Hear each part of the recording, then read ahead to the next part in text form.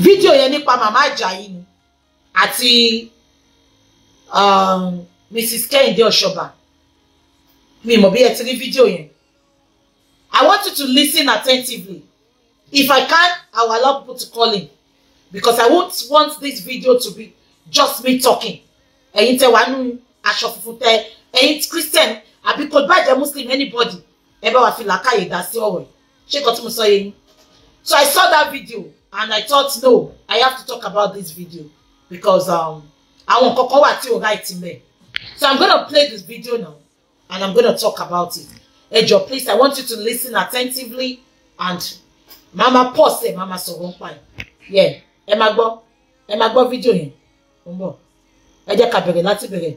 So this is a number. Ẹ jẹ́ mo fẹ́ lọ bẹ̀rẹ̀ láti bẹ̀rẹ̀. Hold on, man. So I'm going to be playing the video now. The video is between this person. She's Mrs. Kehinde Osoba. So she's addressing Mama Esther Ajayi. So this is the video. Ẹ má gbọ́ video yẹn. Mi ṣe baby mi ò ṣe ọmọ ọwọ́. Ìpè ni mo jẹ́ nínú Séráfù àti Kérúbù. Mo jẹ́ ìpè ní ìpè tó kàn fà ní ayé àti ní ọ̀run. Mi ò yìn kan mansion, mo dẹ̀ yìnbó àkọ́ mansion. Torí mi ò ready láti fìrú gbàbùkún.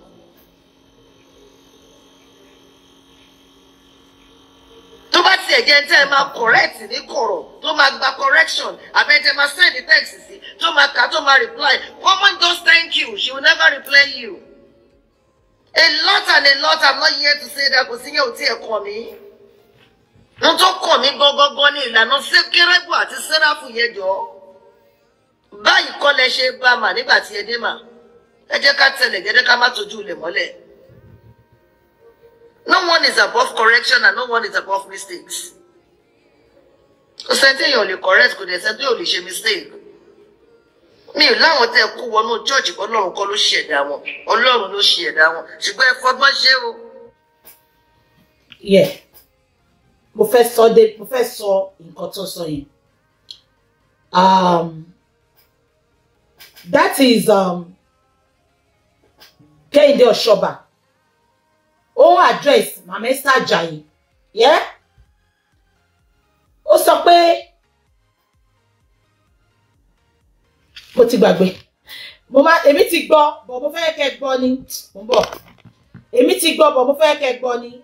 Mo bọ̀. Séráfù àti Kérúbù. Mo jẹ́ ìpè ní ìpè tó kàn fà ní ayé àti ní ọ̀run. Yeah. Mrs. Kehinde Osoba. Wọ́n sọ pé ìpè tó confirm láyé àti ọ̀run. Mrs. Kehinde Osoba. Ẹni tó bá ní ìpè. Little tí mo mọ̀ nínú sẹ̀lẹ̀. Ẹni tó bá ní ìpè kò sọ pé òun ní ìpè. Àwọn èèyàn ló máa sọ pé ó ní ìpè. Get. I'm going to be using Pastor Jerry Eze, NSPPD, as an example this afternoon. Pastor Jerry Eze kò sọ pé òun ní ìpè tó confirm. Àwa tá ń wò, àwa tá ń jẹ́rìí sí agbára Olúwa, àwa là sọ pé ó ní ìpè tó confirm. Nítorí a ti dán ìpè ẹ̀ wò, a ti tap nínú ìpè ẹ̀, a ti rí pé ó ní ìpè tó confirm. Ṣé kí n shock yín lọ́sàn yìí? Gbogbo ẹ̀yin aláṣọ funfun àti kí ànẹ́sọ àti sẹ̀lẹ̀ o. Òótọ́ lẹ ní ìpè nígbà yẹn. Ṣùgbọ́n many of you sìn, ìjẹkújẹ ó ti gba ìpè lọ́wọ́ gbogbo yín. Èyí tó nípè inú yín bíyá 1 out of 1,000. So Mrs. Kehinde Osoba, that is very wrong. Inú sẹ̀lẹ̀ lọ bí èmi sí. Ìwọ tó ní ìpè, ò ní sọ pé ó ní ìpè. Àwa la máa jẹ́rìí sí ìpè ẹ. Let's go there. Ẹ jẹ́ ká máa gbọ́ lọ. Mi ò yìn kan mansion, mo dẹ̀ yìnbó àkọ́ mansion. Ṣé rí pé ìlara ti wọ̀? Mi ò tí kọ́ mansion, mo máa wá kọ́ mansion. Kí la gbé, kí la jù, kí la order, kí la serve. Mrs. Kehinde Osoba, if I can remember vividly, ẹ̀yin àti ìyá Ajayi close tẹ́lẹ̀. Mo ti sọ fún gbogbo ẹ̀yin aláṣọ funfun, tẹ́ bá ti fira yín wọlé, màmá yóò lè pọ́n yín lé. Because ìgbà tí ìyá Ajayi dé tó gbé owó dé, gbogbo yín lè embrace ẹ. gbogbo yín fi ṣọ́ọ̀ṣì yín lẹ̀ máa tẹ̀lé ìyá Ajayi káàkiri ni tí ìyá Ajayi bá ń lọ sí Ghana mo rántí pé trip kan tí ìyá Ajayi lọ ní Cameroon àbí Ghana Kehinde Osoba you went with mama Ajayi tẹ́ ẹ̀ ṣe yes ma yes ma yes ma kí ló wá dé ẹ máa gbọ́ ẹ̀yin èèyàn because èmi ò kí ń wá ọ̀rọ̀ yẹn ó bí mi nínú làárọ̀ yìí kí má tàn yín but àwọn tí ò ń ṣaláṣọ funfun tó ń wò wọ́n máa feel pé ṣé mọ̀ tí nǹkan bá ṣẹlẹ̀ ńgbà míì ó dà ká máa correct ara ẹ̀gbọ́n kan tí Osoba sọ ni ó ní mi tí ìkan mansion sọ̀rọ̀ mansion bíbá ẹ̀. You said you want to correct Mama Ajayi for bringing in people like MC Oluomo into that church. I am going to be correcting you this afternoon because church is not people. Church is just a building. Àwa gangan ni church. Am I communicating? Ẹ jẹ́ ká máa sọ lọ. Ẹ máa gbọ́ mi o. Olóhùn kọ́ mansion. Ọ̀rọ̀ mansion kan là ń sọ. Ìlara ti wọ̀. Torí mi ò ready láti fi rúgbà bùkún. Kehinde Osoba sọ pé òun ò ready láti fi èrú gbà bùkún. Ta ló fi èrú gbà bùkún? Kehinde Osoba. Tó bá mọ̀ pé ìyá Ajayi fi èrú gbà bùkún. Kí ló dé tẹ̀ ń tẹ̀lé ìyá Ajayi ìgbà tí ìyá Ajayi gbowó fún gbogbo yín? Gbogbo yín lè ṣe yes ma, yes sir, yes ma, yes sir fún ìgbà yẹn náà. Ó ṣe wá jẹ́ sìn just because Mama Ajayi ò gbé fóònù gbogbo yín mọ́. Mo dẹ̀ ń sọ láàárọ̀ yìí. Mo dúró mo dá dúró, mo pèdè mo dá pèdè. Tí n bá bá ìyá Ajayi sọ̀rọ̀ rí, kí ìpè fìyà jẹ mí. Mi ìbá ìyá yẹn sọ̀rọ̀ rí mi mọ́ nọ́mbà yẹn. But ṣé tí nǹkan tí mo hate láyé mi? Kí èèyàn kó jẹ epo èèyàn, kó jata èèyàn, kó wá believe pé ó fẹ́ rubbish ẹ̀. Ẹ máa gbọ́ nínú fídíò yìí, ó dà báwọn èèyàn kan challenge pé kò ṣe pé Mama Ajayi. Ó ló tóun bá pè wọ́n kì í gbé phone, but ẹ̀yin àti Mama Ajayi ti jọ ṣe rí náà. According to nǹkan tí máa ń rí gbà yẹn gan, ẹ fi Mama Ajayi ṣe poster yín ni. Ẹ máa ń gbé wọn sórí profile picture yín ni. Kí ló wá ṣẹlẹ̀? Ẹ jẹ́ ká máa sọ lọ. Ẹ máa gbọ́ o. Tó bá tiẹ̀ jẹ́ tẹ́ ẹ máa correct ní kọ̀rọ̀ tó máa gba correction àbẹ́tẹ́ máa send the text sí tó máa kà tó máa reply common just thank you she will never reply you. Ṣé ń gbọ́ mi? Ó sọ pé tó bá jẹ́ pé ìyá Ajayi jẹ́ tẹ́ máa send message sí tó máa reply yín àbí tó bá jẹ́ pé tẹ́ máa sọ̀rọ̀ fún tó máa gbọ́ ó ní common thank you tẹ́ bá message ẹ̀ ìyá Ajayi ò ní reply. Osoba ìyá Ajayi ò lè reply because ẹ ti fira yín wọlẹ̀ ìgbà tí ìyá Ajayi gbé owó dé ẹ ti jẹ dòdò ẹ ti jẹ kó jẹ bẹ́ẹ̀ bá ṣe lé bẹ́ẹ̀dì yín lẹ ṣe máa sùn sí bí ṣe wà yìí mi bá ìyá Ajayi sọ̀rọ̀ rí ìyá Ajayi can never rubbish me let me tell you ìyá Ajayi ìyá ọmọláyé block you ìyá Ajayi can never rubbish me ṣọmọ wà mi ní nǹkan kan tó ìyá Ajayi o ṣùgbọ́n Ọlọ́run á jẹ́ kí n débi tán dé kí n dẹ̀ jù bẹ́ẹ̀ lọ but let me shock you ṣọmọ nǹkan tí ìyá Ajayi ò ṣe ní rubbish me because mi lọ fira mi wọlé ní ọ̀dọ̀ ìyá Ajayi tí ìyá Ajayi bá fún mi lówó máa gbà but tí o sọ pé kí n máa ṣe yes ma yes ma Kehinde Osoba ó sọ pé ìyá Ajayi ò ní gbé fò kò ní reply ẹ ìgbà tí ìyá Ajayi máa ń pè ní tẹjọ ń jáde tẹjọ ń ṣe ìkórè ẹ ti lọ chọọchì ìyá Ajayi yìí náà mo ti rí ìyá tí ìyá Ajayi tẹjọ travel rí tí ìyá Ajayi kó gbogbo yín sínú first class náà ẹ mọ̀ ń gbà yẹn pé báwo lẹ ṣe ń pè wọ́n gbà yẹn ẹ ti lọ ń tọrọ owó ẹ ti lọ ń tọrọ owó téyàn ò bá gbé fóònù yín ẹ fi wọ́n sílẹ̀ ẹ jẹ́ kí n ṣọ́ọ̀kì yín lé nìkan tí ò yé gbogbo yín ṣé rí bí ṣe wà yìí kò ń ṣètì gbéraga o money intoxicate ó dàbí nǹkan tí ò yé many people nìyẹn money intoxicate owó máa ń ṣèyàn yamayama ní ẹ gẹ́tì mi Kehinde Osoba ṣé rí Mama Ajayi bí yá Mama Ajayi ti ń gbé fóònù yín tẹ́lẹ̀ Mama Ajayi tún wá lọ síbi gíga ẹ jẹ́ kí lè sọ fún mi ọmọ mi Osoba ṣé fẹ́ pé yín náà ní church ṣé fẹ́ sọ fún mi pé fóònù gbogbo èèyàn tó ń pè yín lẹ́ ń gbé ni ẹ ní gbé àgàgà yín sẹ́lẹ̀ àti kí rúbù mo dẹ̀ mọ̀ yín dáadáa ẹ mọ̀jú kẹ́ máa pèyàn kẹ́ máa tọrọ owó lọ tẹ́ bá ti rí olówó kan láàrin yín bùkátà lẹ máa fi bá yé ẹni yẹn jẹ́ ẹ máa pè ní bùkátà ni so ẹni yẹn máa choose láti máa you cannot force somebody to pick your phone she will choose who she wants to talk to she will choose who she doesn't want to talk to mo mọ̀ ẹ̀yin sẹ́lẹ̀ àti kí anẹ̀tì dáadáa tẹ́ bá ti rí olówó kan báyìí ẹ máa tọrọ owó tẹ́ máa fi bá yé jẹ́ ni ẹ jẹ́ ká máa sọ lọ ẹ máa gbọ́ ó ní wọn ní gbé fóònù so reason tí ìyá Ajayi ò fi gbé fóònù ìyá Ajayi ti busy gan and let me tell you ṣé rí ìyá Ajayi kò ń ṣe nọ́mbà ẹ̀yọkan lóní ìyá Ajayi ní over 3-4 numbers á fi kan ṣe nọ́mbà yìí àwọn sẹ̀lẹ̀ àti kí anẹ́sì tó máa ń tọrọ owó á fi kan ṣe tàwọn presidency àwọn Ọbásanjọ́ á wá fi kan ṣe tàwọn ọmọ ẹ̀ á wá fi kan ṣe tàwọn èèyàn tó jẹ́ pé tọ́jọ́ máa ń ṣiṣẹ́ ìránṣẹ́ ṣé nǹkan tí mo sọ yẹn ẹ jẹ́ ká máa sọ lọ ẹ jẹ́ ká máa gbọ́ lọ. A lot and a lot, I'm not here to say that kò sí yẹn ò tí ẹ kàn mí. Wọ́n tó kàn mí gangan ní ìlànà Sékérébù àti Séráfù yẹn jọ. Báyìí kọ́ lẹ ṣe bá mà nígbà tí ẹ dé mà. Ẹ jẹ́ ká tẹ̀lé, ẹ jẹ́ ká má tójú ilẹ̀ mọ́lẹ̀. Mrs. Bukky Osoba ẹ sọ pé báyìí kọ́ ni ìyá ṣe bá ìgbà tí Mama Esther dé. Point of correction, Mama Esther Ajayi ti jẹ́ K&S C&S before kó tó lówó. Àbí kò yé yín ìyá mi. Mọ̀mí Kehinde Osoba. Now, tí ìyá Ajayi bá ń ṣe K&S báṣubàṣu, ìyá mi, ìgbà tẹ́yìn kọ́kọ́ tẹ̀lé wọn tẹ́jọ jẹ́ tẹ́jọ mú yẹn, ẹ bá ti correct wọn. Ẹ bá má ti jẹ́ ká rí yín pẹ̀lú ìyá Ajayi. Ìgbà yẹn ọ̀rọ̀ ò bá dùn lẹ́nu yín sìn, kálẹ̀ wá bọ́ tàjọ sọ pé ìtorí ẹ̀mí ìṣe bá ṣe, ìtorí pa bá sọ̀rọ̀ kò gbọ́. Ṣùgbọ́n ẹ bá wọn sọ̀rọ̀ ń gbà yẹn. Ẹ ń tẹ̀lé wọn. Ẹ bá wọn sòótọ́ wọn according to you. Ẹ sọ pé bẹ́ẹ̀ kan ló ṣe bá K&S, báwo ló ṣe bá ìyá mi? K&S àti Sẹ̀lẹ̀ tó bá ti rówó kò sí nǹkan tán lè ṣe. So kò tọ́ sí yín lẹ́nu mà tí yín ni kẹ́ gbájúmọ́. Bó bá ṣe wùn ìyá Ajayi tó ṣe ṣọ́ọ̀ṣì ẹ̀. Tí àwọn àgbà òkè yẹn tó bá ti lè sọ pé nǹkan tí ìyá Ajayi ṣe tí ò dá ni. Kò tọ́ sí yín lẹ́nu. Ẹ fèsì tí yín kí ìyá Ajayi fèsì tiẹ̀. Olúwa ló mẹ tó ń sin òun. Ẹ jẹ́ ká máa sọ lọ. No one is above correction and no one is above mistakes. Kò sẹ́ńtì yóò lè correct, kò dẹ̀ sẹ́ńtì yóò lè ṣe mistake. Mi ò láwọn tẹ́ kú wọnú church Ọlọ́run kọ́ ló ṣẹ̀dá wọn. Ọlọ́run ló ṣẹ̀dá wọn. Ṣùgbọ́n ẹ fọwọ́ ṣe o. Ẹnu ń kùn yín lẹ́yìn. Ẹ má jẹ́ tọ̀ yín. Gbogbo àwọn. Ṣé ń gbọ́? Ó sọ pé kí ìyá Ajayi fọgbọ́n ṣe. Ẹnu ń kùn wọ́n lẹ́yìn. Definitely Mrs. Osoba ẹ pẹ̀ láwọn tó ń sọ̀rọ̀ wọn lẹ́yìn. Ẹni tó bá sọ pé ó sọ̀rọ̀ mi lẹ́yìn sìn. Màá béèrè lọ́wọ́ ẹ pé kí ló bá wọn sọ níbẹ̀? Ìwọ tó mọ̀ ẹ́ pẹ́nu ń kùn wọ́n. Àwọn èèyàn wá bá yín àbí wọ́n wá sọ̀rọ̀ wọn. Wọ́n ti mọ̀ yín mọ́ wọn náà ni. Ṣọ́rọ̀ mi yé yín. Ẹ jẹ́ ká máa gbọ́ lọ. Tí wọ́n dẹ̀ rò pé a jọ wà pọ̀, gbogbo wọn pátá ló ń wò pé ẹ̀ẹ́dẹ̀ báyà yín sọ̀rọ̀.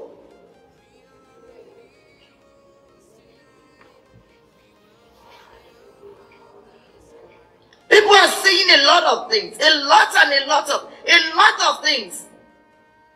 Àwọn nǹkan tó lè rí dínkù aláṣọ funfun. Gbogbo ẹ̀yin bàbá. Sister Kehinde Osoba, what are people saying? Kí ló lè rí dínkù aláṣọ funfun? Oníjẹkújẹ ni gbogbo yín. Olè ni gbogbo yín. Ìtorówó wà mọ́, mága alárùdálẹ̀ ti jàpá. Kí náà ń sọ? Àbí kò ṣe ṣọ́ọ̀ṣì àdúrà ilé àwọn kan tí wọṣọ Sẹ̀lẹ̀, lọ ti wọṣọ K&S. Àbí kò ṣe ṣọ́ọ̀ṣì àdúrà ilé àti ráwọn alàgbà K&S yín. Kí náà ń sọ? Kí náà ń sọ? Oníjẹkújẹ ni gbogbo yín, ọ̀rọ̀ òótọ́ sí yín lẹ́nu. Ẹ̀yin náà ti jẹ́nu owó ìyá Ajayi. Ẹ sọ náà. Ẹni she's my mother. Aláàánú mi ni. Aláàánú yín, owó wá dín lọ́dọ̀ aláàánú yín. Ẹ wá bí pé kẹ́ wá rọ́bì iṣẹ́. She's gone. Ẹ jẹ́ kó máa lọ. Ẹ jẹ́ ká máa gbọ́ lọ. Bàbá tẹ́ wà lókè ẹ lè sọ̀rọ̀. Nítorí ìjọba ni wọ́n mú àwọn èèyàn. Bọ́lá wọn ò bá pa èèyàn kì í kú. Ṣé ń gbọ́? Ṣé rí pé lára ti wọnú ọ̀rọ̀ yìí? Kí là ń sọ tó di pé ìtorí ìyá Ajayi mọ̀yàn làwọn èèyàn ṣe lè sọ̀rọ̀ sí wọn? Ṣó fẹ́ gbọ́? Kehinde Osoba, tí ìyá Ajayi bá ṣe nǹkan tí ó tọ́, I will talk to her. I will make a show and talk to her. I don't care.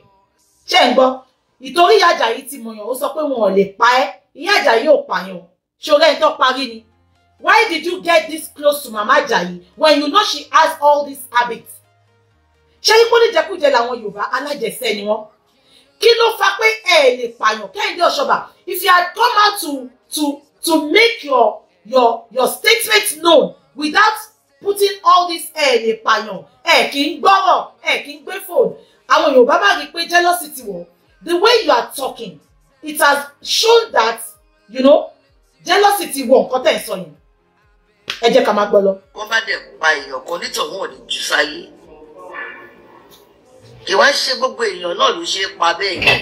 Àwọn kan wà tó jẹ́ pé tó o bá pa wọ́n lórí ọ̀fọ̀ lọ ní títí láíláí. Kehinde Osoba, tó bá jẹ́ pé ìyá Ajayi wọ́n ti pààyàn lójú yín rí ni kẹ́ wá sọ. Tó bá jẹ́ pé ìyá Ajayi pààyàn because ẹ̀ ń tẹnu mọ́ pé kò lè pààyàn. ṣó pààyàn ni lórí pé kò gbé fóònù lórí pé ó invite àwọn olú ọmọ wá sínú church ṣé nǹkan tó fi di pé ó fẹ́ pààyàn nìyẹn ìlara ti wọ̀rọ̀ yìí Kehinde Osoba ìwọ náà dẹ̀ sọ pé ó ti jẹ́ ní owó ìyá ẹ̀ ti fún ẹ ní nǹkan aláàánú ẹ ní ìgbà tó ń fún ẹ lówó yẹn wò ṣe bá sọ gbogbo eléyìí Yorùbá ló burú jù ẹ jẹ́ ká máa gbọ́ lọ. ìjọ Ọlọ́run ọba ni wọ́n fáàtì ni mo sọ fún yín ẹ má ṣègbé nínú ẹwà tẹ́ ń wò yìí Ọlọ́run arájé ń gbọ́. ẹgbọ́n nǹkan tó sọ ṣẹgbẹ́ pè tó ṣẹ́ ó ní ìyá Ajayi máa ṣe ègbé nínú ẹ̀wà tó ń wù yẹn kí la họ́dà kí la sáà mo yọ tí ò kì í sọ̀rọ̀ gan mo yọ ní kí la gbé kíná jù kò yé mi o Kehinde Osoba tí nǹkan mi bá wà mẹ́ ṣé rí irọ́ ni mo hate láyé mi tí nǹkan mi bá wà mẹ́ ẹ bọ́ tàkẹ́ sọ pé ìyá Ajayi ṣe wàláì àmàjọ pawọ́pọ̀ bá wọn wí ni but kẹ bá wa fi pé ìkórè tó ṣe kẹ fi cover up kẹ wá fẹ́ attack wọn yẹn ìyẹn lèmi ò láì kí ló fa gbé ó máa ṣègbé ó máa parun Kehinde Osoba and you are still calling this woman your mother your aláàánú ẹ máa bá tèèyàn jẹ́ ẹ máa gbéyàn jẹ́ ẹ máa fẹ́ atẹ́gùn sí lára ẹ jẹ́ ká máa gbọ́ lọ. torí Ọlọ́run mọ àwọn ènìyàn tí àwọn ènìyàn ẹ mọ̀ ẹ̀yin náà lè jẹ́ kó wọ bàtà wọnú pẹpẹ ká tẹ̀ mú yẹn sẹ́gbẹ́ kọ̀ọ̀kan ẹ̀ títọ́.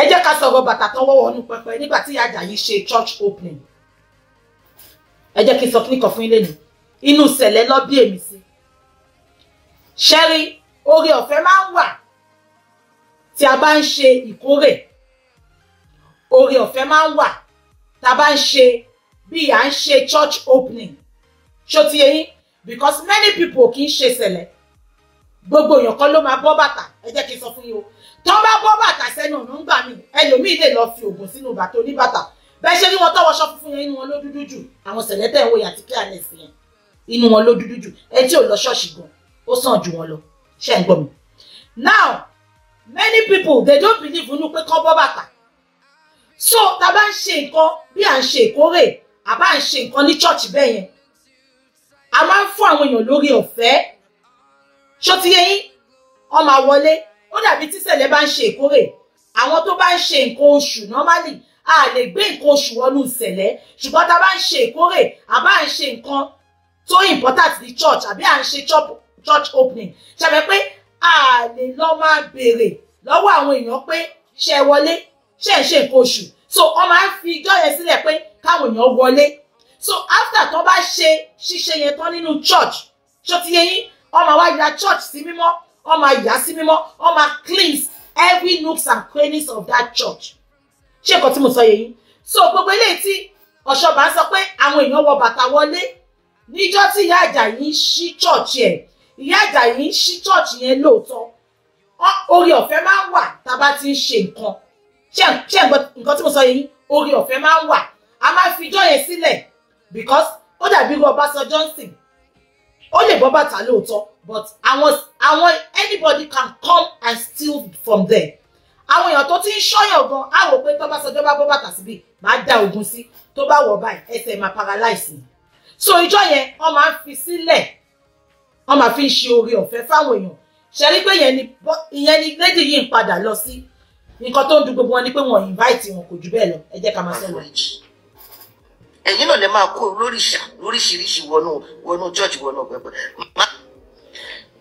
bọ́sẹ̀ sorry Kehinde Osoba àwọn wo lẹ́ ń rí fàṣí as olóríṣà àwọn kábíyèsí bá ṣe ń sọ náà oore ọ̀fẹ́ wà fún wọn. Kehinde Osoba nǹkan tí ò yẹ lé ni màá jẹ́ kó yẹ ó sọ pé wọ́n máa ń pe olóríṣà sínú church ìyá Ajayi nìkan kọ́ ló máa ń invite ọba sínú church káláyé tó dáyé ló ti máa ń ṣẹlẹ̀ tí sẹ̀lẹ̀ àti kí anẹ̀sì bá ń ṣe àjọ̀dún àbọ̀ ń ṣe anything kò sẹ́ńtọ̀ lè invite lára oore ọ̀fẹ́ ta máa ń fún wọn níjọ́ yẹn náà nìyẹn. Bọ́sẹ̀ alábòsí yẹn Genesis, I'm gonna mention your name this afternoon. I have no grudges against you. Heaven sees my heart. Honestly, I feel your pain. But having said that, Genesis, mi wá bú yín láàárọ̀ yìí. Ṣẹ́rí woman yìí alábòsí ni. Alábòsí ni Kehinde Osoba àti Genesis bó ṣe rí ni. Kehinde Osoba ó ti lọ sí church Genesis dáadáa. Ìgbà tí Genesis ń ṣèkórè bí ìbá ti ẹ̀rí kankan. Èyí tí mo rí ní 2019 ìkórè tí mo lọ. gbogbo àwọn kábíyèsí ló wà ní church yẹn Kehinde Osoba ó máa bọ́ta ṣe show fún Genesis àná ní jẹkújẹ ní Genesis. Honestly, heaven bear me witness, I have no grudges against you. And my prayers are with you. Honestly. Am I communicating? This is pure jealousy. Kehinde Osoba, 2019, ti Genesis ṣe ìkórè, mo rí ẹ̀ńbẹ̀, mo rí Sister Bose Oshinowo ńbẹ̀. Gbogbo àwọn kábíyèsí ló wà ní church yẹn jọ yẹn. Àwọn ọlọ́pàá wà ńbẹ̀. Wàsíù wà ńbẹ̀. Ibẹ̀ ni Wàsíù ti wá kọrin. Kehinde Osoba, oh my butter. Ìgbà tó bá bú Genesis. Èmi mà ní mo bọ́ta jà fún Genesis gbogbo ẹ̀yin èèyàn burúkú yìí ẹ mà dákẹ́ ni ẹ mà bọ́ta sọ pé nǹkan tí Genesis ṣe dà ó mà support Genesis ńjọ́ yẹn ni ṣe ti rí nǹkan tá à ń sọ ẹ jẹ́ ká máa sọ̀rọ̀ lọ. Flaggers, please continue flagging, don't stop. Ó ní ìránṣẹ́ èṣù lẹ́yìn ẹ̀ẹ́dẹ̀ẹ̀dẹ̀ má ṣe. I am not being rude. I am not being rude. I am not here to ridicule you. I love you. I cherish you. And I really appreciate you a lot. But kì í ṣe tó máa send the text sí. Bàbá mi kú gan mo send the text yẹn ṣe pẹ̀lẹ́ ń dẹ̀ yẹn. Ṣé gbogbo yìí ti gbọ́? Ẹ ti rí ibi tíjà lára ti wà. This is the reason she's coming out. This is what I picked from the video she did. Nǹkan tí mo pick inú fídíò tó ṣe ni ó ní bàbá mi kú send the text sí mi ṣẹtiri nǹkan tó ṣe ń bínú sí Ìyá Ajayi gangan ni bàbá yín kú ẹ sọ fún Ìyá Ajayi pé bàbá yín kú ẹni Ìyá Ajayi ò reply yín Ìyá Ajayi ti mọ̀ pé owó màálù lẹ̀ ń wá ṣẹtí gbọ́ ó ní bàbá mi kú mo sọ fún yín pé bàbá mi kú common text send ẹ sí mi nǹkan tó fa wàhálà gangan ni kò ń ṣe torí pé Ìyá Ajayi gbé àwọn ọba wá sí church àbọ̀ gbé MC wá sí church ẹ máa gbọ́ lọ. Talk about that. I am not here to talk about that. Tí bá ní kí n wá síbí báyìí kí n wá sọ ọ̀rọ̀ kan láàrin mi I am not here to see anything about that. What I am after is this garment I am putting on. Aṣọ àdúrà yìí ni ẹ jọ̀ọ́ mà ẹ bẹ̀rẹ̀ dáadáa. Ẹ try kẹgúnlẹ̀ sí èbúté ayọ̀ kẹgúnlẹ̀ dáadáa. Mrs. Osoba, báwo lẹ ṣe mọ̀ tí ò ní gúnlẹ̀ sí èbúté ayọ̀? Bíbélì sọ pé kò ṣe gbogbo àwọn tó bá ń pè mí ní Olúwa ló máa wọ̀jọba ọ̀run. Ṣé fẹ́ gbọ́? Gbogbo àwa tá a lọ ṣọ́ọ̀ṣì gbogbo àwa ẹlẹ́ṣẹ̀ ìgan a máa wọ̀jọba ọ̀run ju gbogbo ẹ̀yin tẹ́ ń wọṣọ funfun tẹ́ ń lọ ṣọ́ọ̀ṣì lọ. Ó sọ pé kí Ìyá Ajayi gúnlẹ̀ sí èbúté ayọ̀. Ó mọ̀ gan bí Ìyá Ajayi máa gúnlẹ̀ sí èbúté ayọ̀ jù wọ́ lọ. Am I communicating? Ó sọ pé ẹ ṣe dáadáa tẹ́ lè gúnlẹ̀ sí èbúté ayọ̀. Báwo ni wọ́n ṣe mọ̀ ẹni tó máa gúnlẹ̀ sí èbúté ayọ̀? Assistant Jesus. Ada Jesus. Ẹ ṣe dáadáa tẹ́ lè mọ̀ bó ṣe máa gúnlẹ̀ sí èbúté ayọ̀. Ó mọ̀ gan bí àwa tá a sọ̀rọ̀ gan. Àwa blogger gan a máa gúnlẹ̀ sí èbúté ayọ̀ ju gbogbo yín lọ. Ẹ̀yin tẹ́ ń forúkọ Olúwa lu gbogbo èèyàn jìbìtì. Gbogbo èèyàn ọmọ tẹ́ jáde látara màmí, I am sorry, please forgive me if I offended you. Ẹ má bínú ẹjọ́ nítorí títọ́ Ọlọ́run. You cannot call mama, she will never be called. Irú wa ta làwa láti pè yín, wọn lè bí call irú wa torí àwa ò lówó lọ́wọ́. Yes. Ṣé ń gbọ́? Ṣé rí pé jealousy ti wọ̀rọ̀ yìí? Ó sọ pé irú wa ta ni wá láti pick call wa. Ta bá pè wọ́n ní gbé call ìtorí àlówó lọ́wọ́. Kehinde Osoba, màmá yẹn ti jọ ṣe rí. Ẹ ti jọ lọ sí South Africa rí. Ẹ ti jọ lọ sí Ghana rí ìgbà tí ìyá ẹ̀ gba award.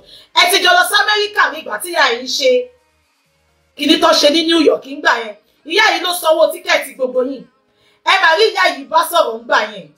Ó ṣe jẹ́ pé sí ilẹ̀ wá sọ pé ìyá ò kì í gbé fóònù yín. Ẹ máa ro nǹkan kẹ́ tó bọ́ta wá sọ. Ẹ má jẹ́ kó máa bú àwa aláṣọ funfun. Ẹ má jẹ́ kó máa bú àwa aláṣọ funfun. Ẹ sọ pé ìyá yìí wọn ò gbé fóònù ìtorí ẹ̀ kì í ṣolówó, ìtorí ẹ̀ kì í ṣe èèyàn gidi. But ẹ rántí pé ìyá yìí ti kó gbogbo yín mọ́ra rí. Gbogbo yín ti jọ lọ sí South Africa, máa lọ wá fídíò yẹn tí gbogbo yín rẹ́rìn nínú first class. Hey, our mommy, we are going to South Africa. We are live in South Africa. Kehinde Osoba, where is your conscience? Kódà. Accepted. Ìyá Ajayi lè ti block gbogbo yín. But this is not the best way to come about it. Honestly, my sister. Téèyàn kan bá block mi, mi go block ẹ dànù. Olówó Ọlọ́run àṣírí wọn ló bò. Kehinde, this is not the best way to come about it. Honestly, you have a personal vendetta for this woman. Just because she has blocked you, she's not picking your call. Am I communicating? Now, ẹ wá fẹ́ wá correct wọn torí correct on ṣe lọ Sunday. Ẹ wá fi personal issue yẹn, ẹ wá fi sí. Ibi tẹ́ ti fall everybody yẹn. Ibi tẹ́ ti jẹ́ kó dàbí pé ìwà ìlara ti wọ̀. Ẹ jẹ́ ká máa sọ. Ẹ láwọn tó lówó lọ́wọ́ lè máa ń bá ṣe ẹ̀ kí bẹ́ẹ̀ tí ò lówó lọ́wọ́ ṣe. Ẹlẹ́ni tó lórúkọ lè máa ń bá ṣe ẹ̀ kí bẹ́ẹ̀ tí ò lórúkọ ṣe. Mo ti lórúkọ kẹ́ẹ̀tù. Tí Ajayi bá bá wọn tó lórúkọ ṣe ni, kò ní súnmọ́rú yín yìí. Èmi ò mọ̀ yín. Ọ̀dọ̀ ìyá Ajayi mo ti máa kọ́kọ́ rí yín láyé mi. Kehinde Osoba. Èmi ò mọ̀ yín rí. Ẹ wo nǹkan tí ìyá yìí ń sọ. Àwọn tí ò lórúkọ ẹ̀ kí n bá wọn ṣe. Àwọn tí ò lówó ẹ̀ kí n bá wọn ṣe. Tó bá jẹ́ bẹ́ẹ̀ ni my darling sister. Ìyá yẹn fẹ́ bẹ́ẹ̀ náà ni. Ṣé ń gbọ́ mi? Level ti yàtọ̀ sẹ́. Level ti yàtọ̀. Get that into your skulls. Gbogbo yín. Èyí tí Ajayi bá ṣe tẹ́lẹ̀. Tó kó yín mọ́ra. Tí Ajayi bá jẹ́ fún yín space. Ó máa ní reason tí ìyá yìí rí náà. Ó máa ní nǹkan tí ìyá yìí rí. Bí ìyá yìí rí pé wàhálà yín ti pọ̀ jù. Bùkátà yín ti pọ̀ jù. Bóyá ń jẹ́ ìyá yìí lẹ́sẹ̀ ni. I can do the same thing this woman is doing. But just because she's rich, people will think pé ó ti ní ìgbéraga. Ẹ̀yin àti ìyá yìí, you have wine and dine before. Comforter 2018. Mo rí gbogbo yín tẹ́ jókòó tẹ́ ń jẹun. Ìgbà tó fẹ́ fún ìyá yìí láwọ́dù ní New York. Gbogbo yín nìyá yìí pé ìtẹ́jọ́ lọ náà.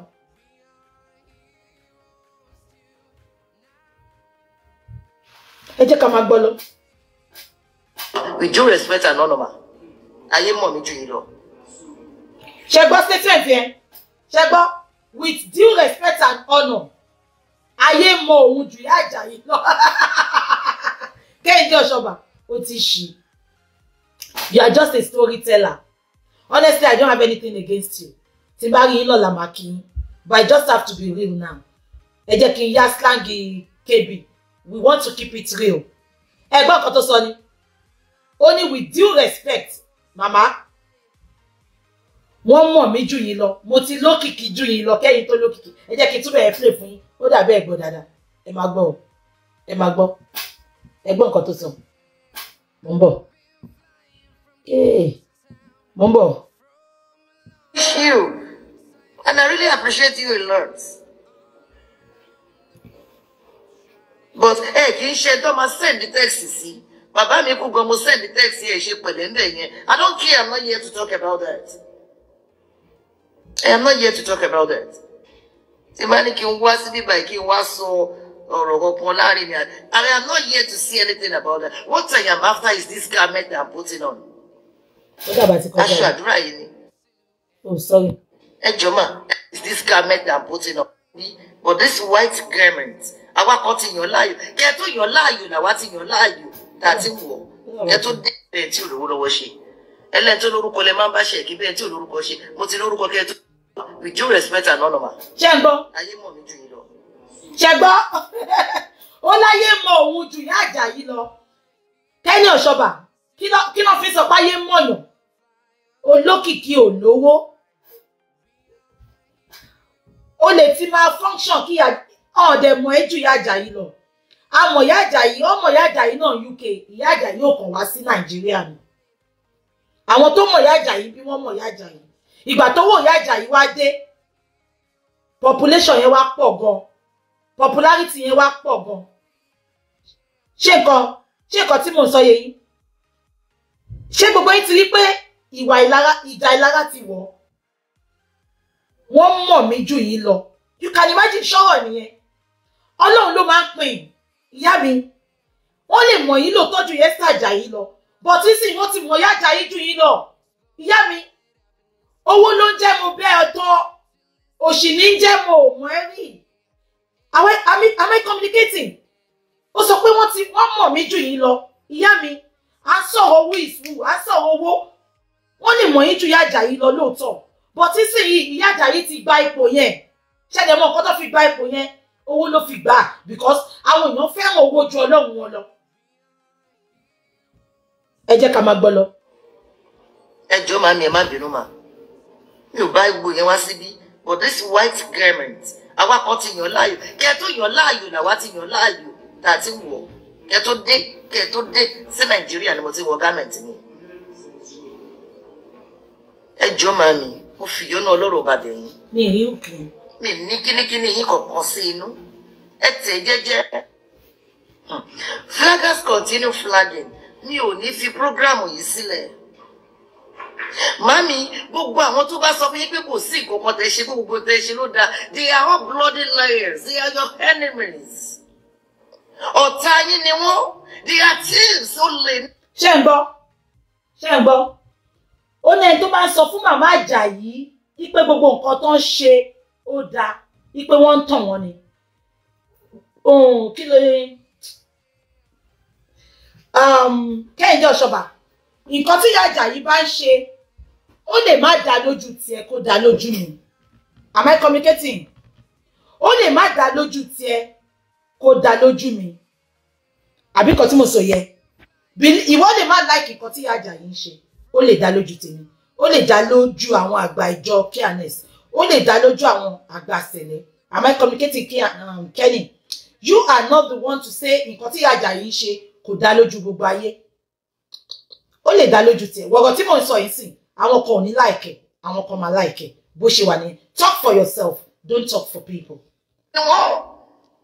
Bó tí bàtẹ́ pé bàtẹ́ dé owó àwọn wrong hand lè bọ́ sí, wọn lè jẹ́ kí ẹrí àwọn right person. Ṣé gbọ́? Ó sọ pé gbà tí Àjàyí dé Nàìjíríà, ọwọ́ wrong hand lọ bọ́ sí. Wọn ò jẹ́ kán rí right people. Ẹ̀yin náà ni wrong hand yẹn bọ́ sí òṣìṣẹ́ Kehinde Osoba, because ẹ pẹ̀ láwọn tó bọ́ sí lọ́wọ́. A máa ń rí fídíò. Ẹ̀yin lẹ mú wọn kiri. Ìyá yẹn believe pé òun mọ̀ yín, obìnrin ni gbogbo yín. Ìyá dẹ̀ ti rí pé ní jìbìtì ni gbogbo yín. Ẹ ń forúkọ Ọlọ́run lùyàn jìbìtì ni.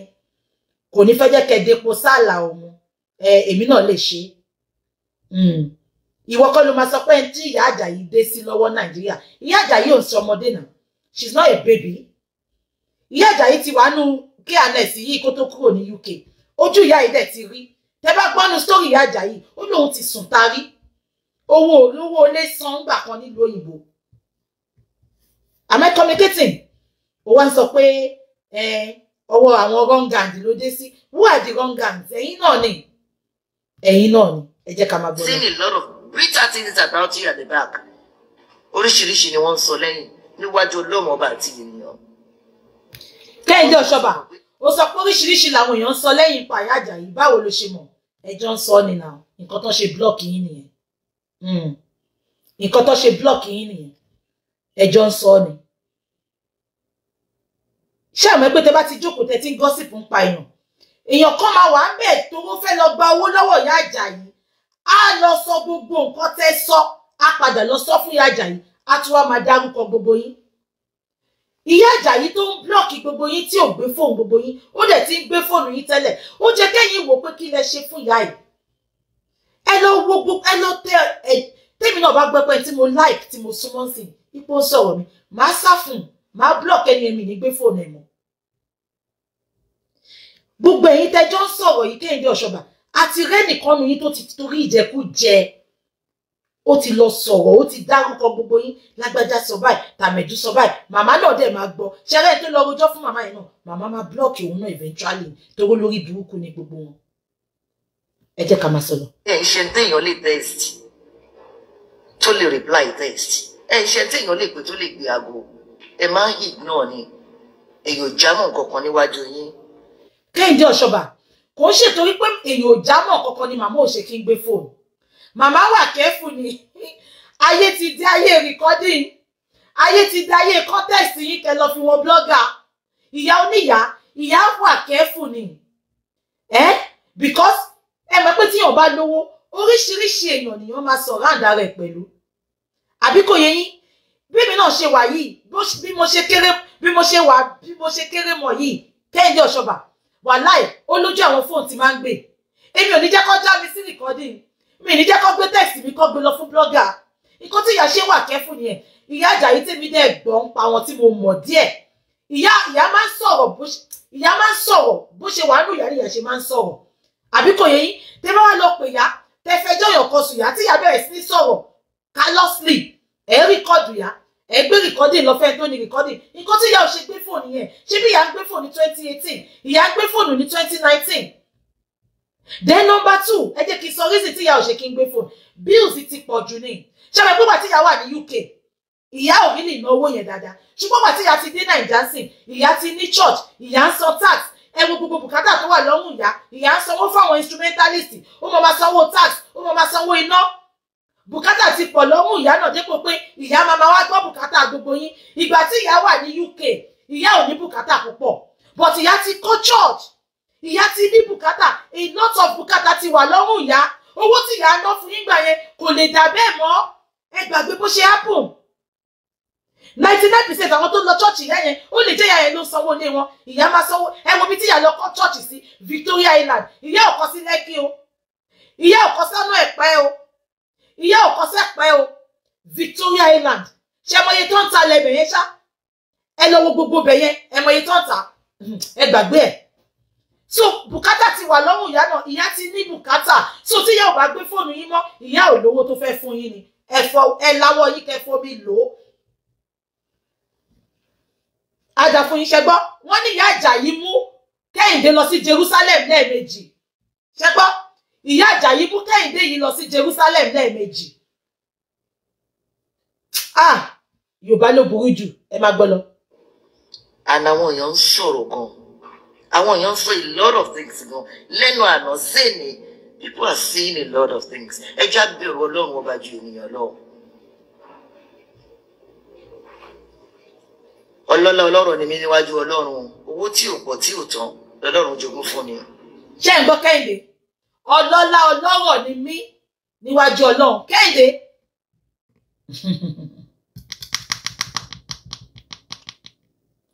ọlọ́lá ọlọ́rọ̀ ni ẹ níwájú Ọlọ́run ó máa ṣe o ìwọ kọ́ ló máa dájọ́ ẹ̀ Ọlọ́run ló máa sọ kí lẹ fi mẹ́jọ ọlọ́lá ọlọ́rọ̀ ṣòwò tó ní ni ṣe ń gbọ́yàn kan BJ irúnmọlẹ̀ tó ń jẹ ice Ọlọ́run àwọn wo làwọn tó máa ń wò wá iná irúnmọlẹ̀ tó ń jẹ ice Kẹ́hìndé kí lẹ fi mẹ́jọ ọlọ́lá ọlọ́rọ̀ owó kò ń ṣe owó tó ní ni ó fi máa mọ̀ ẹ́ pé ọlọ́lá ọlọ́rọ̀ how many people have you impacted èèyàn mélòó ló ń ṣe àánú fún èèyàn mélòó ló lè sọ pé lára Kehinde Osoba ni mo ti dìde nǹkan tó fi ń mọ ọlọ́lá àtọlọ́rọ̀ nìyẹn kò ń ṣe nǹkan tó ní kò ń ṣe owó tó ní kò ń ṣe ilé tó kọ́ am I communicating ẹ jẹ́ ká máa sọ̀rọ̀ lọ. kẹ tó dé láti máa ṣe àánú fáwọn èèyàn làwa náà ti ń ṣorí láti ń ṣàánú fáwọn èèyàn. ṣe ti rí pé lára ti wọ̀ ó ní kí ìyá Àjàyí tó dé láti máa ṣe àánú fáwọn èèyàn làwọn ti ń ṣe àánú ṣe rí pé mo wà nú ẹ̀mí ìjà lára ní Kẹ́hìndé ń jà. Ìyá Àjàyí is in no competition with anybody honestly. This woman I'm seeing she's just a disciplinary woman. Tó bá ti gbọ́ nǹkan kan àbí tó ti rí nǹkan kan ó máa withdraw which everybody will do as well. Let's be honest. Let's be honest. Ó sọ pé kí ìyá Àjàyí tó dé làwọn náà ti ń ṣe àánú. Kẹ́hìndé kò sẹ́ni tó stop anybody kó máa ṣe àánú. Ìwọ máa ṣe nǹkan tó bá lágbára kí ìyá Àjàyí náà ṣe nǹkan tó lágbára. Ọ̀run ló máa sọ fún ní kálukú wa.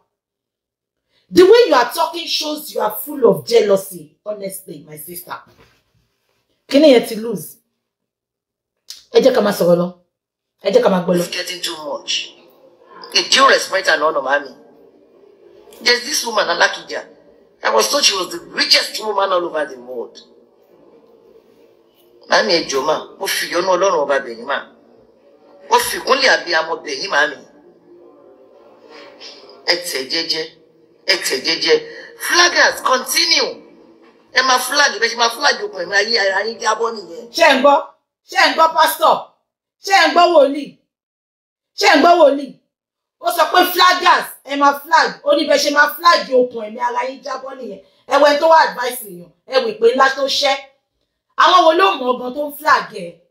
Ta ló wò tó ń flag ẹ̀? Mi ìwo kíní ọ̀tí ìgbà táwọn tó máa ń cut video gbé. I'm sure lórí page ẹ̀ gan kò rí viewers tó àwọn tó cut video. Abẹ́gbọ̀n ẹ̀wẹ̀ pé ńlá tó ṣẹ́ fáwọn flaggers. Àwa tá a pera wa ní prophetess gan àṣẹrú èpè fáwọn abẹ́gbọ̀n àwọn flaggers bí okùn ẹ̀mí wọn ṣe máa já nìyẹn kí ló dé ẹ̀dẹ̀ wọṣọ funfun ẹ̀yin yìí gan lẹ̀ ń jẹ́ kán ṣépè fàlàṣọ funfun.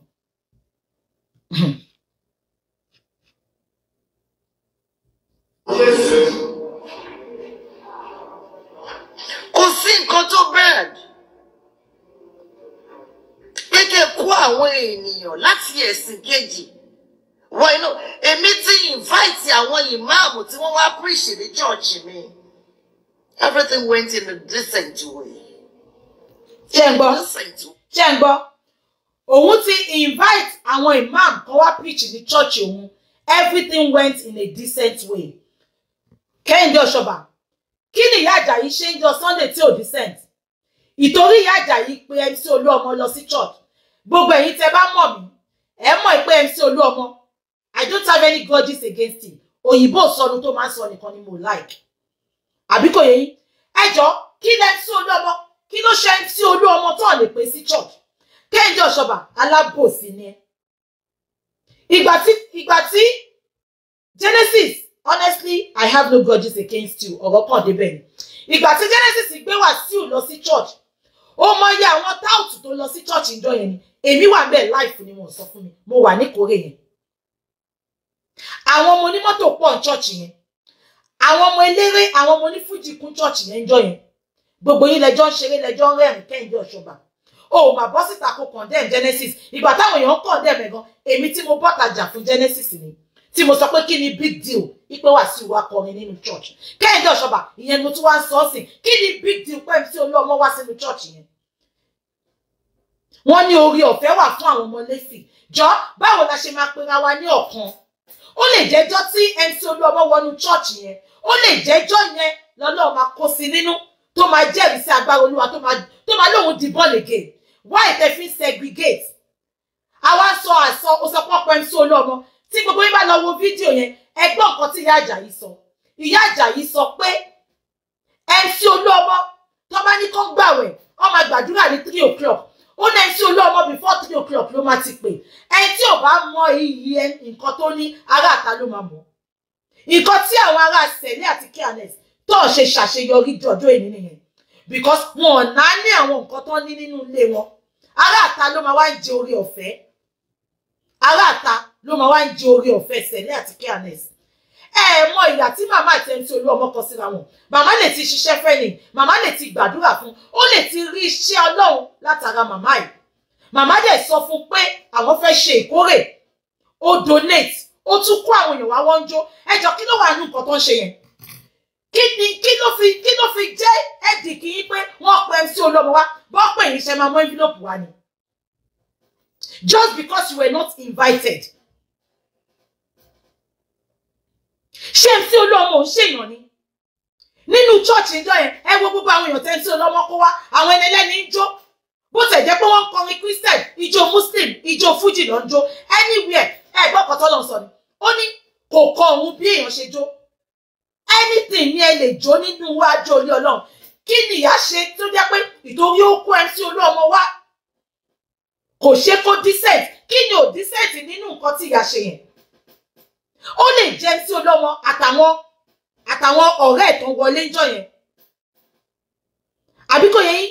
Ó lè jẹ́ MC Olúọmọ ìjọ yẹn tó wọ church. Ọlọ́run lè ti bẹ̀. Ó lè sọ wọ́n di wòlíì. Kí ló dé tí Kehinde Osoba tó underestimate iṣẹ́ Ọlọ́run? Kí ni MC Olúọmọ bẹ́tà gbogbo yìí gan? MC Olúọmọ gan ó lè rọrùn wọ̀ ju gbogbo yìí lọ. Ẹ̀yin onífìlà yín bíi satellite dish. Why? Ṣé fi òpin tí MC Olúọmọ bá rí gbogbo nǹkan tẹ́ ń ṣe gan? Ṣé kò bínú ẹ̀ máa dùn ní ìka níyìn ẹ̀yin aláṣọ funfun? Why tẹ́ ẹ̀ ṣe fẹ́ yẹ ká embrace ara wa? Tí n bá lọ sí mọ́ṣáláṣí sìn, wọ́n máa gbà mí tọwọ́ tẹsẹ̀ ni.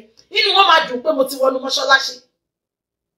Ẹ wo bí MC Olúọmọ bó tẹ̀ jẹ́ pé ijó Fuji lẹ́ MC Olúọmọ ń jójó yẹn. Ẹ wo bóun àti Koko Zaria bó ṣe ń jó ni.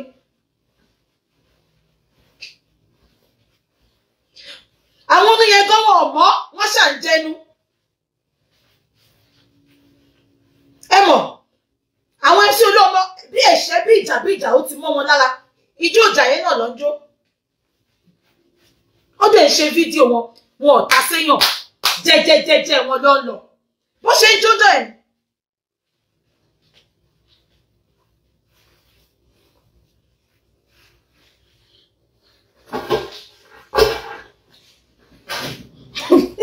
Mo fẹ́ pa yín lẹ́rìn. Mo fẹ́ pa yín lẹ́rìn. Ó sọ pé Dáfídì jó ni. Wọ́n sọ wí jó tí Dáfídì jó. Bó bá ṣe wọ́n anybody ló ṣe lè jó fọ́lọ̀.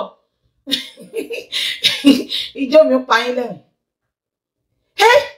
Bí religion saga ṣe máa ń bẹ̀rẹ̀ ni. MC Olúọmọ jó ni. Bó ṣe jẹ́ pé bí ẹ̀ṣẹ̀ yẹn ti mọ́ wọn lára. Wọ́n ṣà ń jójó yẹn, wọ́n ò mọ orin yẹn. Ṣùgbọ́n ni wọ́n dùn. Oore ló pé. Ẹ jẹ́ kí n lọ wá fídíò yẹn. Inú wọn dùn. Mo bọ̀ kẹ́yìn dúró. Tẹ́ bá rí bó ṣe ń jójó yẹn, they are so full of joy. Inú mi gan dùn. Tẹ́ bá rí bí ṣe ń rẹ́rìn. Mo ní ṣé tí rí Ọlọ́run lè gba ọpẹ́ wọn, Ọlọ́run lè gba ijó wọn gan ju ìwọ kẹ́ni tó ń sọ̀rọ̀ yìí lọ. Ó lè já wọn gan lọ́nà máa rí àánú gbà nínú church yẹn jọ yẹn. Ẹ wo bí wọ́n ṣe ń dùn. They were full of happiness. Koko Zaria ó ń jẹnu ní kò mọ́rin yẹn. Koko Zaria ò mọ́rin yẹn, ó ṣàǹkọ́. Ọlọ́run tóbi, ó ṣàǹkọ́ bó ṣe yé. They said David dance. Irú ijó tí David wá jókòó yẹ́ nìkankan. Ó ní David jó nẹ̀. Kehinde Osoba, kí ni ìyá Ajayi ṣe pé ó gbé Olúọmọ wá sínú church? Kí ló fi kùn ẹ́? Tó bá gbé Olúọmọ wá, ìwọ náà lọ gbé tàwọn Sùúrùlérè wá. Kò kànyàn. Ó wá ní wọn ṣe kó decent. Ṣé MC Olúọmọ ni ò decent? Àná ó lè ní gbogbo yín. Ẹ jẹ́ ká máa gbọ́ lọ.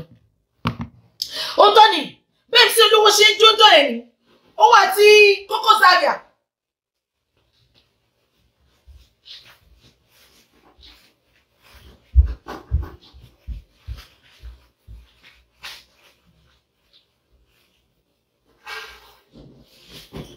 Ó wá ní kò decent. Rí wọ decency. Bring out your coconut. Bring out your water. Bring out your coconut. Ẹ̀yin oníjẹkújẹ. Ẹ fi túta mi lẹ̀. MC Olúọmọ pàdé mi nísìn. Ìgbà tó ti lọ church. Ẹ̀yin ò gbé nǹkan tí ìyá Sọ́njọ́ yẹn. Ìyá Ajayi sọ pé òun kàn sọ fún pa wọ́n ṣe ìkórè ni. Ó ní mo máa nípìn inú ẹ̀ mà. Ó fún wọn ní màálù 4. Ó fún wọn lápò rice. Òun ló mọ nǹkan tó lóun ṣe fóun. Àbẹ́mísí Olúọmọ kọ́ lọ sọ pé fẹ́ pàǹjọ sí. Wọ́n máa rí pa. Bí ẹ̀yẹn gan ó tó ọpẹ́ fọ́ni ẹlẹ́ni Kehinde Osoba. Ìwọ wá sọ pé ọgbà wọn tí ò decent wá sínú church. Kò tọ́ sí ẹlẹ́nu. Kò sẹ́ni tó lóun ò lè jẹ́ ká pè sínú inú church. And they behave themselves. Wọ́n wọ white. Wọ́n wà ní ojú kan, wọ́n jó inú wọn. They were so happy. I can see the enthusiasm on their faces. Ẹ wá ń bọ́ta, ẹ wá ń condemn wọn. It is wrong. Let's continue. Decent way. In a decent way. Kò sí takasúfè níbẹ̀. In a decent way, lọ ṣe everything. Bá jẹ́ ká ti kọ́kọ́ rí pé Lágbájá came to visit Mama Àdúrà. Yes, àpọ́nlé ni. Ṣé ń gbọ́? Ó ní wọn bá ti jẹ́ kọ́kọ́ rí pé MC Olúọmọ ó wá kí Mama Àdúrà. Kí Mama Àdúrà tó show wọn ní kore yẹn. Kehinde Osoba. Ṣé mo pé wọ́n lọ máa gorí òkè church ẹ ló máa gbé sí social media. Ìwọ lọ máa wúkọ́ church ẹ ló máa gbé sí social media. Lọ tún fídíò MC àti Mama Ajayi wò. Wàá mọ̀ pé wọ́n ti ń ríra wọn ti pẹ́. Wọ́n ti ń ṣiṣẹ́ fúnra wọn, wọ́n ti ń gbàdúrà fúnra wọn. Mama Ajayi sọ pé bọ̀bọ́ yìí bí táwọn láìkí ẹ̀ dé. Ó ní táwọn bá ní 3 o'clock làwọn máa gbàdúrà. Ó ní MC 1 minute ò ní kọjá 3 o'clock yẹn. Ó so believe nínú Ọlọ́run. Ẹ lọ tún fídíò yẹn gbọ́. So the fact pé màmá ò fi mọ̀ wá pé MC ti ń wá sí church yẹn tẹ́lẹ̀. Ìyẹn ò sọ pé wọn ò mọ́ra, wọ́n ti ń ríra wọn but lẹ́yìn ni. Ẹ jẹ́ ká máa sọ̀rọ̀. Samodu is now born again. Àpọ́nlé ni. Ẹ wo bẹ́ẹ̀ kan ṣe show gbogbo ẹ̀ ọ̀pọ̀ lánàá. What's the meaning of that, Mami? Kenny, ara ló ń ta ẹ́. Sórí, béèyàn ṣe wà gbọ́n kan tó sọ. Ó ní kán wo bí Màmá Ajayi ṣe ṣògo bọ̀bọ́ yẹn up lánàá. Màmá kọ̀, ó kẹ́ fẹ́ pè wọlé. Mo ń lọ bí iṣẹ́ náà bọ̀, máa jẹ́ kẹ́ pè after 5 flower. Máa fún yín nọ́mbà sí. We are almost finishing. Máa jẹ́ kẹ́ pè wọlé. Gbọ́n kan tí Kenny sọ. Ó ní kí Màmá kàn ṣó ẹ̀. Ó ní Màmá kàn ṣó ẹ̀. Gbọ́n kan tó sọ. Ó mà ṣe o. Ṣé fẹ́ gbọ́ Kenny? Ìyà tó ní kálukú kọ séyàn ọ̀tọ̀ọ̀tọ̀ ni. Màgá tó ń ta wọ́n. Lọ tún fídíò Màmá Ajayi yẹn wò. Màmá Ajayi dìídì mú MC lọ sọ́dọ̀ Ọbásanjọ́ ni. Ó ní ọmọ mi ní. Nǹkan tó ń du gbogbo wọn nìyẹn. Ìtòwọ́n ti mú wọn déwájú Ọbásanjọ́. Ìgbà tó yẹ pé nǹkan tó ní kálukú bá lọ sọ́dọ̀ Màmá Ajayi ọ̀tọ̀ọ̀tọ̀ ni. Ẹ̀yin bá tẹnu lọ ni. Ẹ bá owó pẹpẹ, ẹ bá owó màálù, ẹ bá owó tòkú, ẹ bá owó pẹfẹ parí ṣọ́ọ̀ṣì. Owó tẹ bá lọ bẹ̀ nìyẹn. MC nǹkan bí bísínẹ́sì ló gbé lọ fún Màmá. Bí báwọn àwọn ọmọ onímọ́tò bó ṣe máa jáde chọ́ọ̀chì Màmá ló gbé lọ fún Màmá. Ìyà tó ní kálukú bá kọ sí Màmá ni. Lọ tún fídíò yẹn wò. Màmá Ajayi sọ́mẹ̀. Ó ní Ọbásanjọ́ dádì mi. Ẹ gbà ọmọ mi ni. Ṣé wọn kọ́ tí yẹn mi? Ẹ gbà. Ẹ bá mi tọ́jú ẹ̀. Nǹkan tó ń ta wọ́n lára ni. Ẹ jẹ́ ká máa gbọ́ lọ. Ṣé rí ohun tí ṣé ń gbọ́? Ẹ ṣe ẹni ọlá sọ pé Kehinde Osoba tó ń kàn dẹ́mu yo. Wọ́n sọ pé ó ti gbé Q dot wá sí church ẹ̀. Wọ́n ló gbé Q dot wá. Yorùbá ló burú jù. Nigerians very disappointing. Nǹkan tẹ́lẹ̀ omi ṣe máa kọ́ ṣọ́ọ̀ṣì tó yẹ pé òun àtàwọn fámìlì ẹnìkan ló máa lọ ṣọ́ọ̀ṣì yẹn ni. Because wọn ní lè sòótọ́ wọ̀. They are full of hypocrisy. Ìwọ náà ti gbé Q dot lọ church ó dẹ̀ ń kàn dẹ́mu pé yàn kan. Màmá òdẹ̀ gbólórin wá. MC Olúọmọ kí ló ṣe? Ṣáwọn ọmọ onímọ́tò kò ní life ni? Ṣé ọmọ onímọ́tò ní life ni? They are people like myself and yourself. The fact tí wọ́n jẹ́ ọmọ onímọ́tò wọn ò yàtọ̀ sí mi. Wọn ò yàtọ̀ sí anybody. Ọlọ́run gan wọ́n lè rọrùn wọ̀ ju èmi àti ẹ lọ. Àwọn ẹlẹ́ni jó inú wọn dùn bẹ́ẹ̀ yẹn ó dẹ̀ ń condemn wọn. Kehinde Osoba, you need to change your ways. You are just an hypocrite. I'm sorry. Come out and give me shows. I'm not going to respond to you. Èmi máa sọ tèmi mo dẹ̀ máa lọ ni. À ń sọ síbẹ̀ ká kú síbẹ̀. Èmi ò wọ́n. Ṣé rí aṣọ funfun yìí á gbé ní iyì jura wa lọ. Àìmọye èèyàn dẹ̀ ló ń wọṣọ funfun tí inú wọn dúdú. Kì í ṣe gbogbo ẹ tó ń pọ lọ́run máa jẹ. Absolutely. Ṣé mo bá yín mọ Bíbélì? Psalm 127 jọ́ tí mo máa mọ̀ ojú àlá ni mo ti mọ̀. Báwo la ṣe mọ̀? Síbẹ̀. Psalm 127 ìjọ tẹ máa mọ̀ ojú àlá lẹ ti mọ̀. Irọ́ lẹ pa. Inú Bible ni gbogbo wa ti ka Psalm 127. Síbẹ̀. Gbogbo story tá a bá ti rí evidence ẹ má máa wá sọ fún wa ń bí. Síbẹ̀. Bàbá Jésè náà lè jí lọ́la kó ní Psalm 121. Ọ̀ṣọ́fà ló fi wọ̀n lójú oorun. Àṣẹ pé Ọlọ́run ọba kọ́ ilé náà. Àwọn tó ń kọ́ wọ́n ṣe iṣẹ́ lásán. That church now turned to an event hall. Ṣẹ́gbọ́, only that church, only church Ajayi, it is now an event hall. Kehinde Osoba says who? You are just a jealous woman. Ó dẹ̀ ń dùn mí tó bá jẹ́ pé ẹ̀yin aláṣọ funfun lè máa ṣe irú nǹkan báyìí síra yín. Let me tell you, ìwọ gangan ló mọ̀ kankan. What is a church? Church is just a building. Àwa èèyàn tá ń lọ síbẹ̀, àwa ni church. We are the church. That building, that edifice, Kenny, that edifice, that Mama Ajayi's edifice. Edifice is a beautiful, big building. That edifice in Victoria Island, that is not a church. That is just a building. The building is the church. Àwa èèyàn tá ń lọ sí church gangan ni church. So points of correction, Kehinde Osoba. Anything you want to call that Mama Ajayi's church, you can call it. Oh, Mama ṣe máa ń ṣe ní UK bí báyìí ni.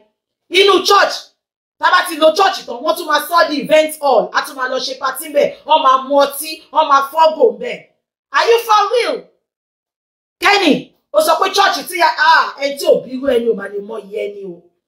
Church is just a building. Ṣé wípé wọ́n go mọ nǹkan tó ń sọ? Because I didn't expect you to say that church Ajayi ti di event center. It is just a building.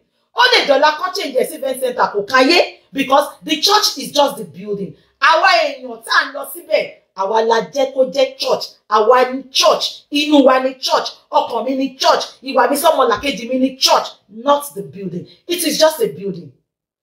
Am I communicating, Kenny? I am trying to enlighten you.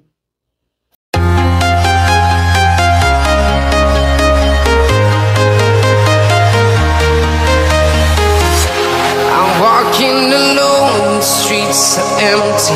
The only thing I can see is my own silhouette.